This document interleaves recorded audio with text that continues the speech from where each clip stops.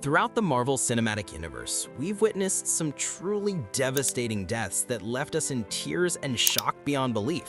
From heroes making the ultimate sacrifice to villains meeting their brutal ends, the Avengers saga has given us some of the most painful and emotional moments in cinema history. Today, we're breaking down every single one of these deaths, examining what made them so painful, both physically and emotionally, and the lasting impact they had on the MCU. So let's get right into it. Number 1. Iron Man's heroic sacrifice. Starting off with arguably the most devastating death in the entire MCU, Tony Stark's death in Avengers Endgame left audiences absolutely shattered. After years of watching him evolve from a selfish billionaire to Earth's greatest defender, seeing him make the ultimate sacrifice was nothing short of heartbreaking. When Thanos and his army arrived in 2023, ready to claim victory once and for all, Tony knew exactly what he had to do. In the heat of battle, he managed to steal all 6 Infinity Stones from Thanos' gauntlet and transfer them onto his own nanotech suit. With trembling hands and the weight of the entire universe on his shoulders, he declared those iconic words, "I am Iron Man." The snap itself was the most physically painful death we've seen in the MCU. The raw power of the Infinity Stones, combined with the massive gamma radiation they produced, literally tore through Tony's body. The arc reactor that had kept him alive for so many years finally went dark. His funeral brought together everyone whose lives he had touched, from the original Avengers to the kid from Iron Man 3, proving that this genius, billionaire, playboy philanthropist had become so much more than that. He became a true hero. And number 2, Black Widow's ultimate sacrifice. Moving on to another death that absolutely destroyed us, Natasha Romanoff's sacrifice on Vormir was one of the most emotionally painful deaths in the MCU.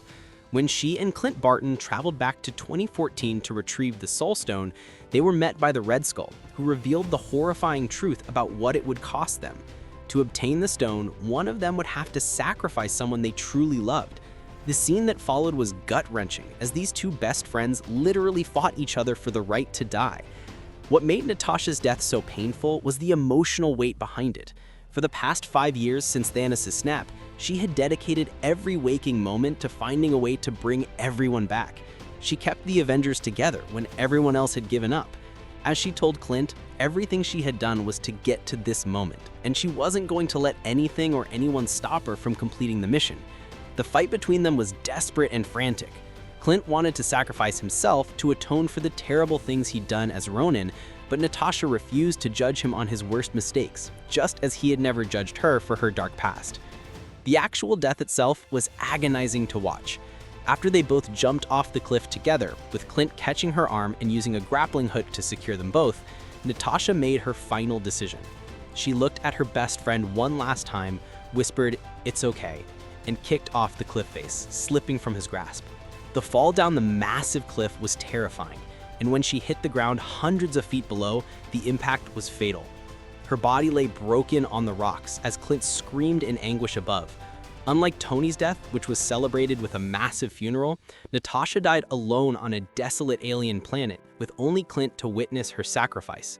She gave everything for the Soul Stone, and worst of all, she died before the final battle, before everyone was brought back. Number 3, Loki's brutal murder. Loki's murder at the hands of Thanos at the beginning of Avengers Infinity War was absolutely brutal and set the tone for just how dangerous the Mad Titan was. After everything Loki had been through, after his redemption arc in Thor Ragnarok where he finally embraced being Thor's brother and an Odin son, to see him die in such a cruel way was devastating. The scene took place on the Statesman, the Asgardian refugee ship, where Thanos had already slaughtered half of the survivors and beaten the Hulk into submission. Loki, ever the trickster, attempted one final deception. He pledged his loyalty to Thanos, calling himself the rightful king of Jotunheim, prince of Asgard, and Odin's son. But as he spoke these words, he was secretly conjuring a knife, planning to assassinate Thanos in one swift move.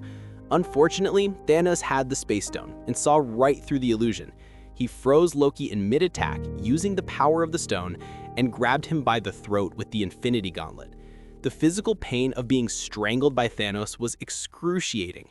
We watched as Loki struggled, unable to break free, unable to use any of his powers or magic to escape. Thanos then threw Loki's lifeless body at Thor's feet, his skin gray and devoid of life, his eyes empty. Thor, who was being held down and forced to watch, could do nothing but scream in anguish. Another absolutely devastating death on Vormir was Gamora's, and what made it even more painful than Natasha's was that Gamora didn't want to die. When Thanos captured her and forced her to reveal the location of the Soul Stone by torturing Nebula, Gamora thought she had won.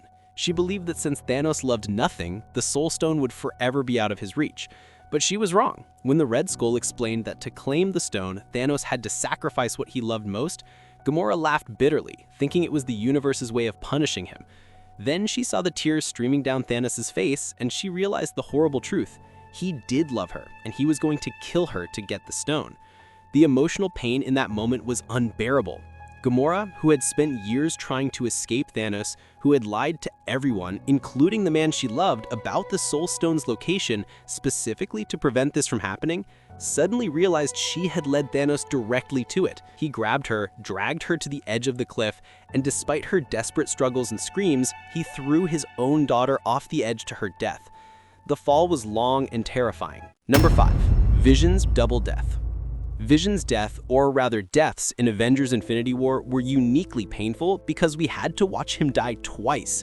Throughout the film, everyone knew that Thanos needed the Mind Stone that was embedded in Vision's head to complete his Infinity Gauntlet. The Avengers took him to Wakanda, where Shuri attempted to safely extract the stone without killing him, but time ran out when Thanos' army attacked. The first death came when Wanda Maximoff, the woman he loved, was forced to destroy the Mind Stone while it was still in his head. The scene was absolutely heartbreaking. Vision, knowing what had to be done, begged Wanda to destroy the stone, even though it meant killing him. He told her she could never hurt him, trying to comfort her even as she was about to end his life. Wanda, using her same chaos magic that shared a signature with the Mind Stone, had to channel all her power into destroying it. We watched the anguish on her face as she held off Thanos with one hand while using the other to kill the man she loved. The Mind Stone began to crack and shatter, and Vision's body started breaking apart with it. The explosion killed him, turning his body gray and lifeless, and Wanda collapsed beside him. But then came the second death, which was somehow even worse. Thanos used the Time Stone to reverse everything that had just happened. Vision was brought back to life, fully restored, only so Thanos could kill him himself. The Mad Titan grabbed Vision by the head and with brutal force ripped the Mind Stone directly from his forehead. The psychological and emotional pain of those deaths, both for Vision and for Wanda, made this one of the most brutal deaths in the MCU. Thanos' beheading. While Thanos was the villain, his death at the beginning of Avengers Endgame was still surprisingly shocking and brutal. After the remaining Avengers tracked him down to the Garden, a remote planet where he had retired after completing his goal, they found him alone, weak, and still recovering from using the Infinity Stones a second time to destroy them. When the Avengers demanded to know where the stones were, Thanos revealed he had destroyed them to prevent anyone from undoing the snap. The realization that there was no way to bring everyone back, that all their suffering and loss had been for nothing, was devastating. But what came next shocked everyone. Thor, consumed by rage and guilt over his failure to stop Thanos, and in one swift motion, decapitated the Mad Titan. The axe sliced clean through Thanos' neck, and his head rolled across the floor while his body slumped over. The physical brutality of the beheading was intense, but what made it truly painful was the emptiness of the victory. Killing Thanos changed nothing. Thor's words, "I went for the head," were meant to be triumphant, a callback to his failure in Infinity War when Thanos told him he should have aimed for the head. Honorable mentions. There are several other deaths worth mentioning that were incredibly painful in their own ways. Frigga's death in Thor the Dark Thurl, where she was killed by Malekith while protecting Jane Foster, devastated Thor and shaped his character for films to come. Phil Coulson's death in the Avengers, stabbed through the chest by Loki, was what finally brought the team together and made them realize the stakes of what they were fighting for. And Killmonger's death in Black Panther, while he was a villain, was still emotionally painful, as he refused to be healed and chose to die free rather than live in chains, showing the tragic consequences of a life filled with pain and abandonment. And we can't forget about Aunt May's death in Spider-Man No Way Home, where she was mortally wounded by the Green Goblin and died in Peter's arms after telling him that with great power comes great responsibility. So, with that, those are the most painful deaths in the Avengers saga explained. But I want to know from you, which death hit you the hardest? Which one made you cry the most? Let me know in the comments. Thanks for watching, and I'll see you in the next video.